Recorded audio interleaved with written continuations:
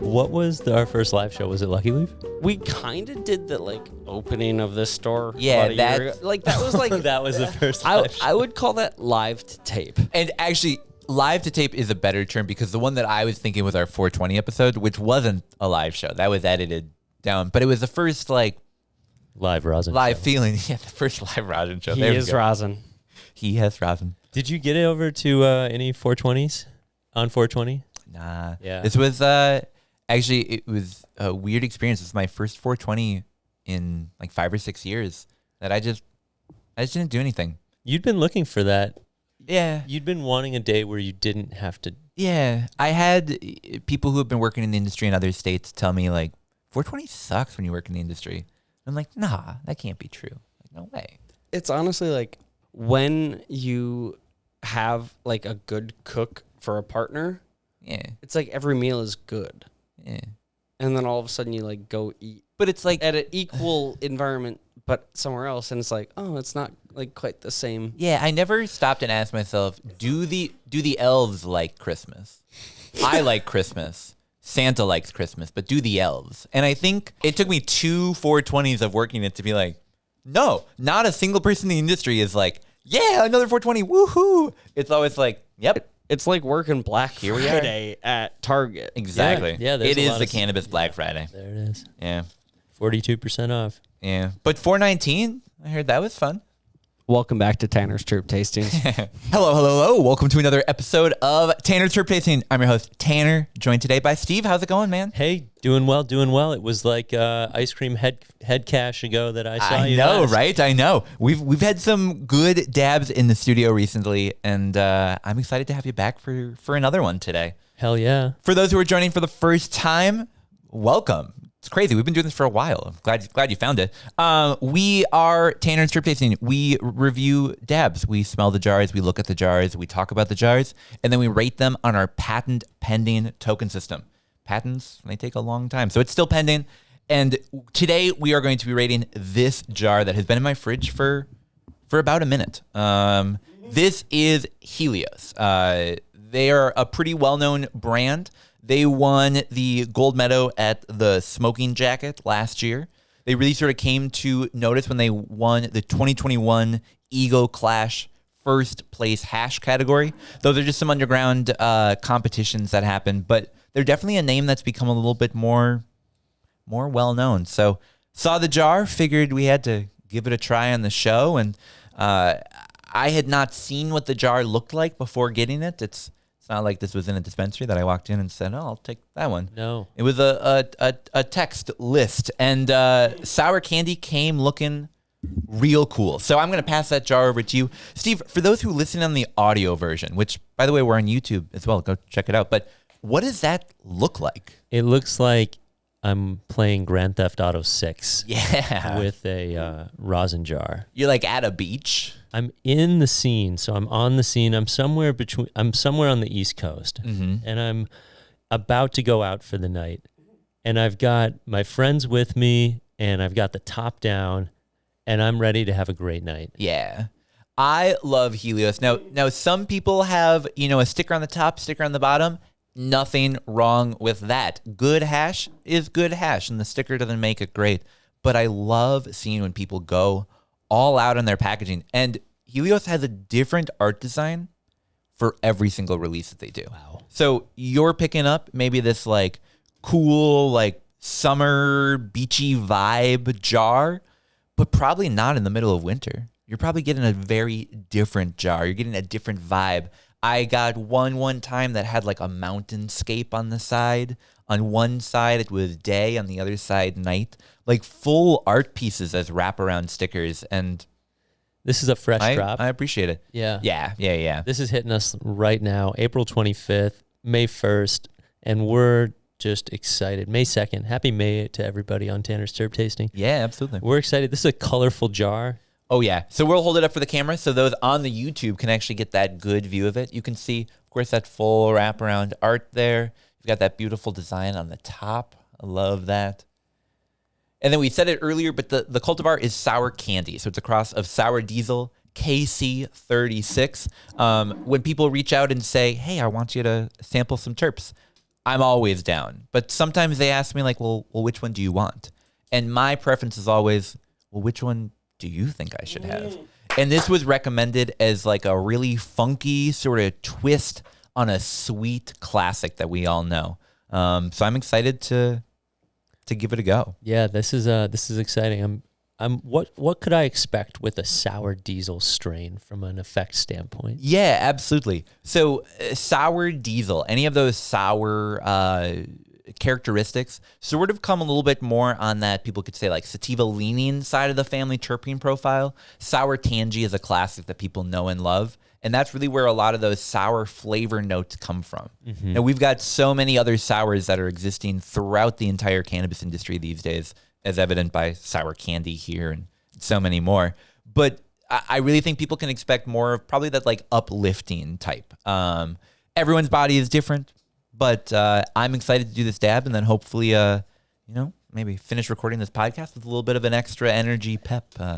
We'll see. Sun-grown, cold cure live rosin. So yep. Pretty much best of the best. Yeah, we're excited to give it a go.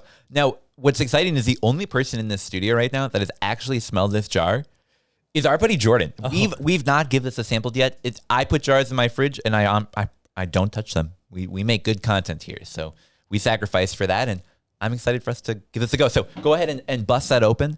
Give that a smell. Let me know. Do you get the sour notes? Do you get the sweet notes? Do you get the gassy? What do you think? I asked Jordan, do you think it's unctuous? And he said, nunctuous. Yeah, this looks grimy, a little thick. Okay. Like this looks like it's got some texture to it. And I'm gonna smell it. Oh, that is, you know what you said? You said the blend of like, it's a little bit of this, a little bit of that. I get like a couple different flavors hitting me all at once.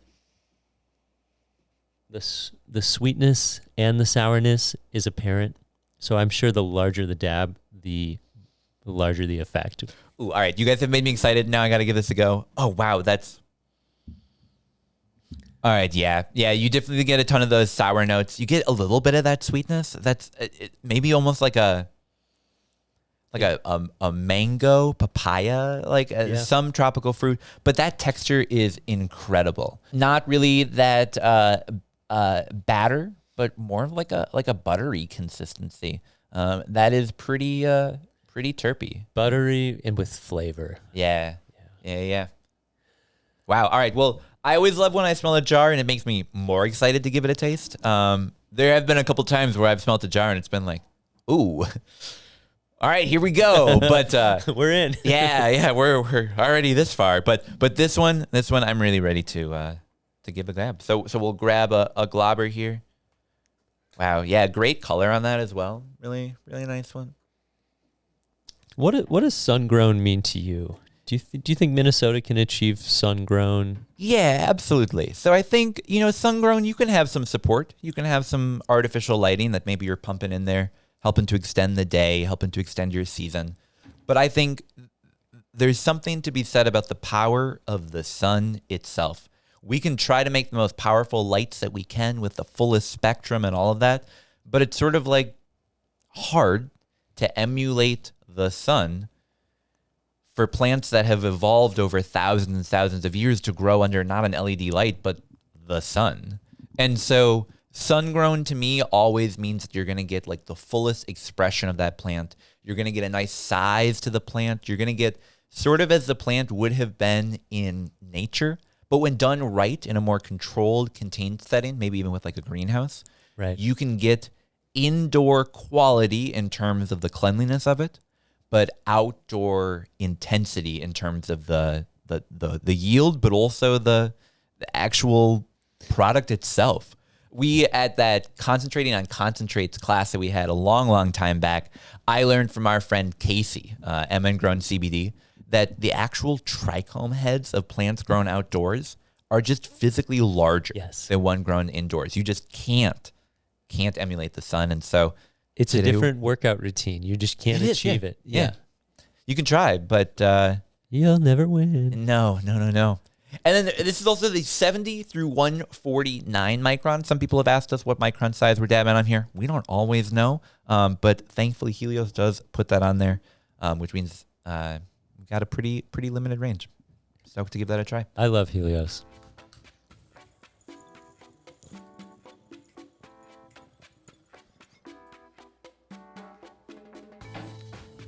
Take a small dab.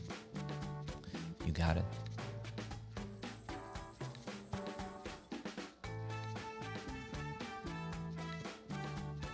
What do you guys think? Super icy. Yeah. Like if you took that in a more built out rig, that thing can really penetrate. Yeah. It's not at all the flavor I was expecting based upon the smell. Thank you. But that's really enjoyable. Jordan, what are your thoughts?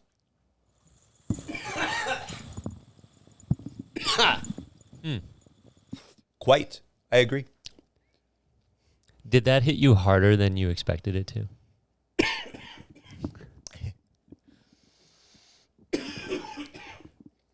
No, not at all. I mean, I pulled out pretty quick because I could feel the smoke coming, and I'm not mad at it. Like I'm enjoying the little bit of intensity that I'm getting. I took a small hit.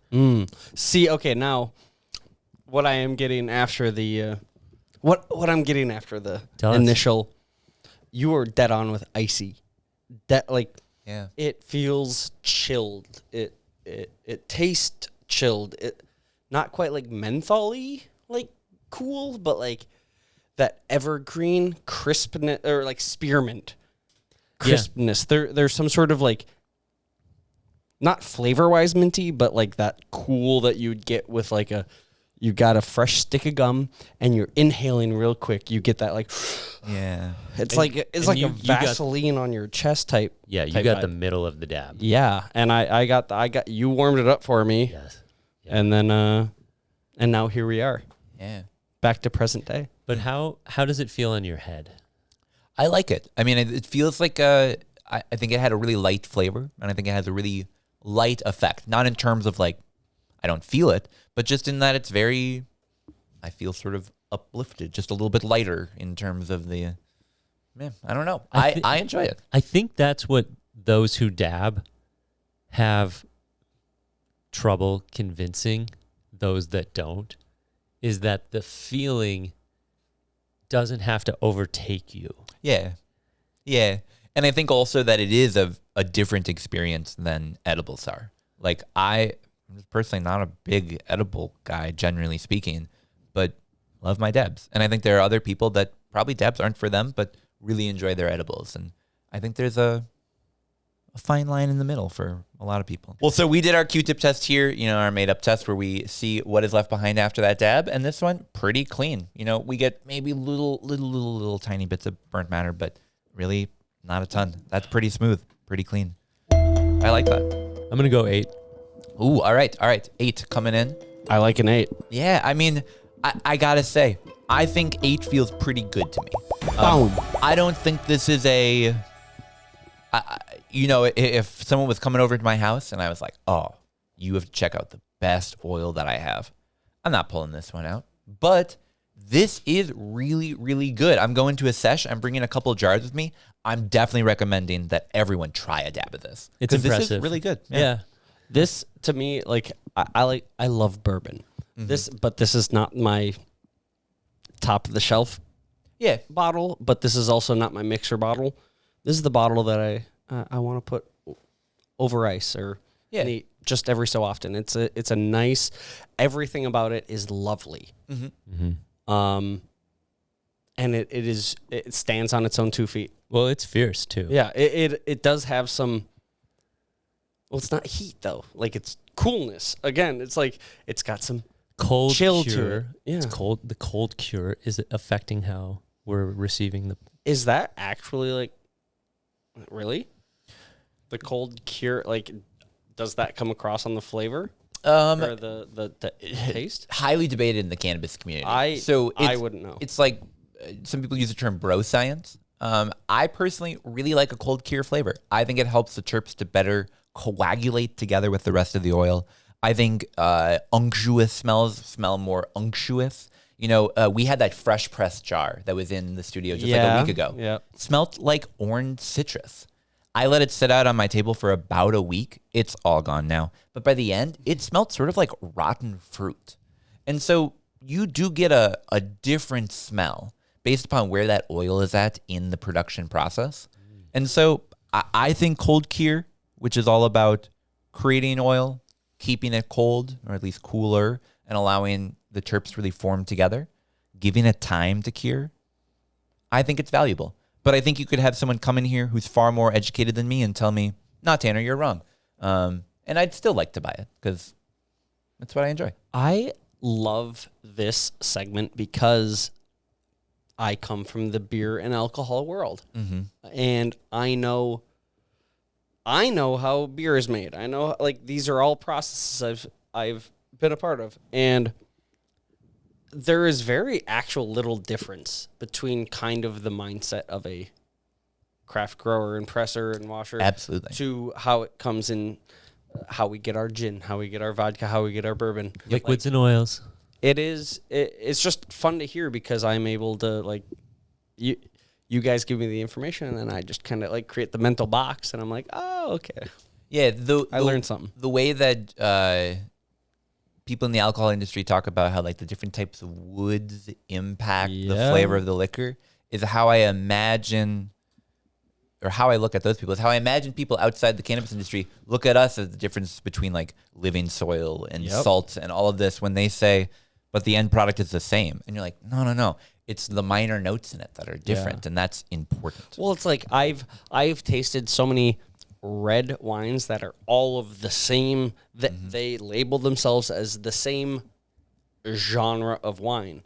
But it's like, oh, that's red oak, that's white oak, that's French white oak. That's like, and these, to me, I don't fucking care.